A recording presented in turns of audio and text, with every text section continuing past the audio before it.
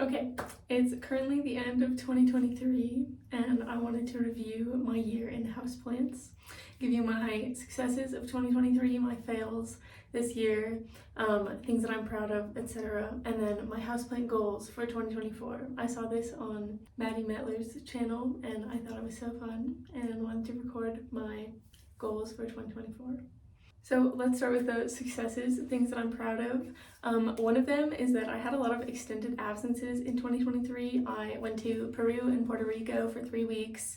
I went to Missouri for 2 weeks at a time, twice. My houseplants did really well throughout all of my traveling.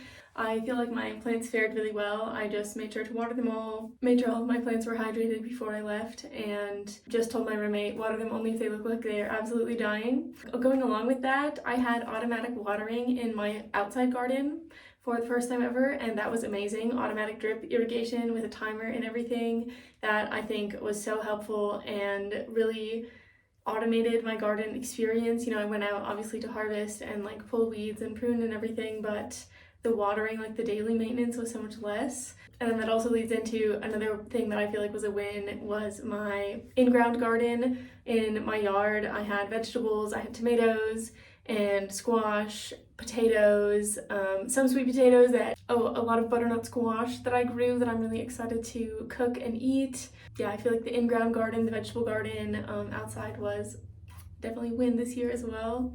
In terms of actual houseplant related things, my fiddle leaf fig, while I was gone, got a little bit leggy and I was able to cut it back and induce some branching, which I thought was so cool. I was really worried about it. I was not able to propagate any of the cuttings that I took off of the fiddle leaf fig, which was a little bit sad, but the mother plant was fine and did induce branching, so I thought that was so fun.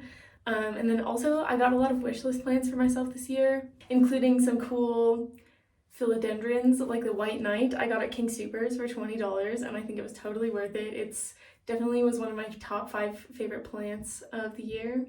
Also got a a philodendron pink princess as a gift to myself to celebrate a PhD milestone this year, and some other cool ones like a ring of fire. Also, my friend gifted me a Monstera Ansonii, or Swiss cheese plant, which I think is so cool and fun, and I'm so excited that I have one now. Oh, also I got a string of hearts that's doing super well, which a string of hearts was the first ever plant that I went out and was like, okay, I want this specific plant, this specific house plant. I'm gonna go out and buy it. That original string of hearts has since perished. I was trying to propagate it, and needless to say, it didn't go well. None of the propagation survived. The mother plant withered and died. I overwatered it, and then I tried to like repot it, but then I ended up ripping all the roots, and it was just a disaster. But now I have a full, amazing looking string of hearts that's hanging from the ceiling of my dreams. So I'm super excited about that. Recapping some of the failures of 2023. Not to be all sunshine and rainbows on here. I have a Monstera deliciosa, which is like an iconic houseplant, and I got it as a gift from my friend in 2022, in the summer of 2022, and I was so excited to have it. It had like mature fenestrated leaves and everything, maybe like 8 or 10 of them. And I was so excited, and I was like, oh my gosh, I'm gonna like put it outside on the front porch just to give it some sun, like 30 minutes. I think it will be totally fine. Like, it's a tropical plant. And it immediately got sunburned. I had to cut off all of the leaves except 3. And since then, 2 of the original leaves have fallen off. Now it has a ton of leaves, but they're all really small and immature. No fenestrations or anything. The only fenestrated leaves are like from originally before it got sunburned and everything, right when I got it. So it still doesn't have any fenestrations, even though it's been over a year since that happened. So I am kind of disappointed in that. Honestly, it's a huge plant to be like taking up that much space for like a super immature Monstera. I don't know, I don't love the look of that, I guess. So anyways, RIP to that plant. I'm sorry to my friend who gave it to me. I am trying to take good care of it, but it was a little bit rough there at the beginning. But that leads into one of my houseplant goals. One of my goals is to help my Monstera deliciosa mature. I would love to get some fenestrated leaves and see that classic like Monstera, pattern. It was very mature before incident, the sunburning incident, so I really hope / wish that I could help her get back to that former glory.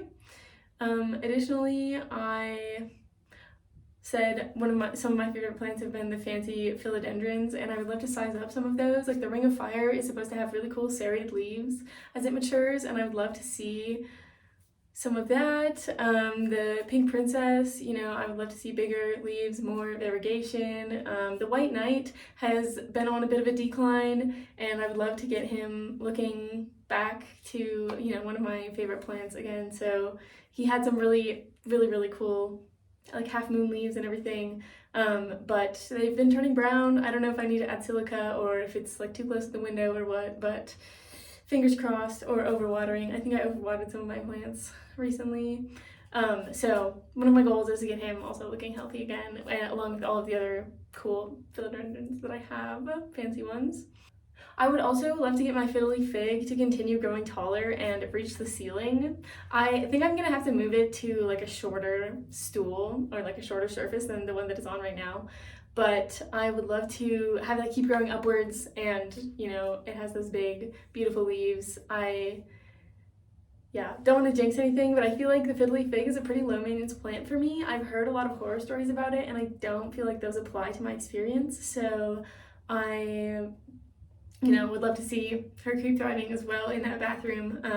I think the humidity does help, and also I've been pretty consistent with watering her, I think, so I haven't had any edema problems or anything. There is also like a tiny baby fiddly fig trying to grow up again from the base. It's happened twice before, and I've cut it off and propagated it and given it to friends. So it would be cool if that happens again, I guess. But I would love for the plant to put most of its energy into the top shoot and grow taller. So additionally, I would love to be able to propagate my string of hearts. It definitely needs to be trimmed with the length that it's at right now. And like I said before, my original string of hearts, like one of my most emotional houseplants, met its demise because I tried to propagate it, and that was like the beginning of the end. A series of unfortunate events transpired after that. So I would love to get my string of hearts to be able to be trimmed and have the mother plant survive and thrive, and if possible, be able to also propagate a nice full plant of string of hearts to then give to someone else. So that is also on my list of top houseplant goals for 2024. I did miss one, and it's one of the most exciting ones. So this kind of is in the gardening category, but it's kind of in the houseplant category because I grow it inside as a houseplant during the winter. But I have 2 citrus trees, a Meyer lemon and a Cara Cara orange, I believe.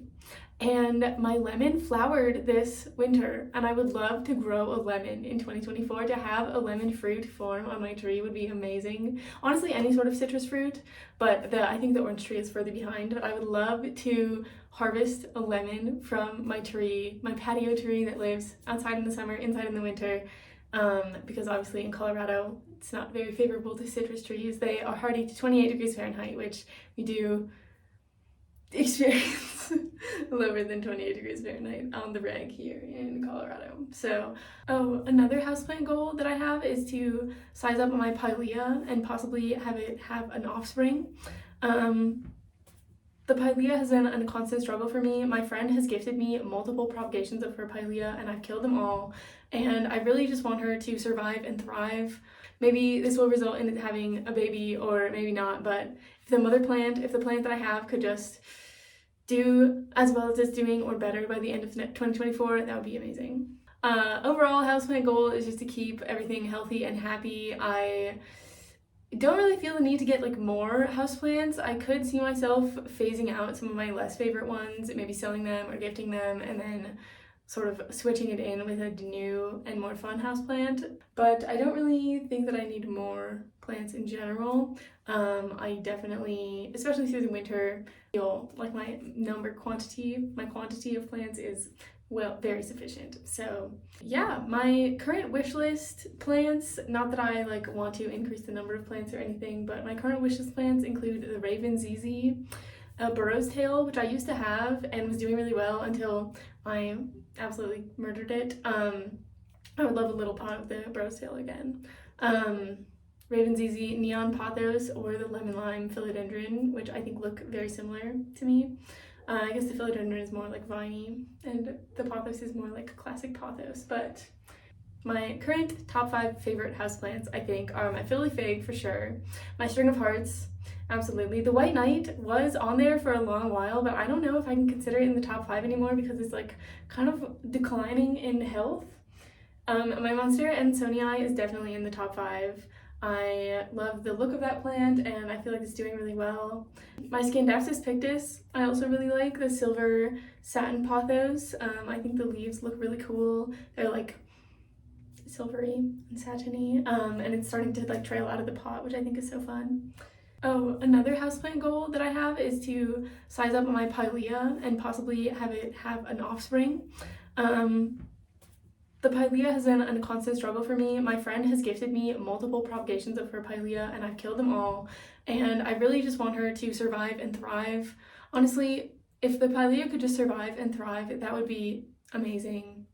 So my houseplant goal is for my pilea to survive and thrive. Maybe this will result in it having a baby or maybe not, but if the plant that I have could just do as well as it's doing or better by the end of 2024, that would be amazing.